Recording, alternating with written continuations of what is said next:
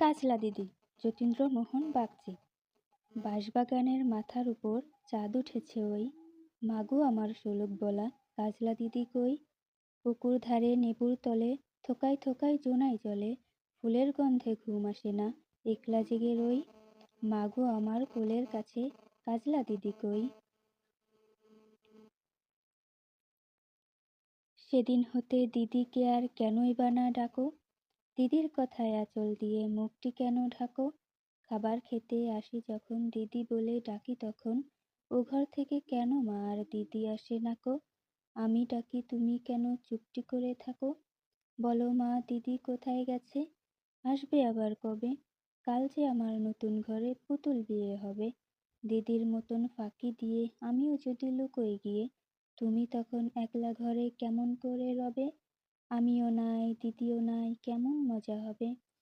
ভুঁইচাপাতে ভরে গেছে শিউলি গাছের তল, মারাস নে মা পুকুর থেকে আনবি যখন জল। ডালিম গাছের ডালের ফাঁকে বুলবুলিটি লুকিয়ে থাকে, দিস না তারে উড়িয়ে মাগো ছিঁড়তে গিয়ে ফল। দিদি এসে শুনবে যখন বলবে কি মা বলো, বাঁশবাগানের মাথার উপর চাঁদ উঠেছে ওই, এমন সময় মাগো আমার কাজলা দিদি কই।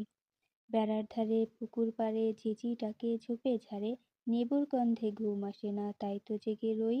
রাত হলো যে মাগো আমার কাজলা দিদি কই।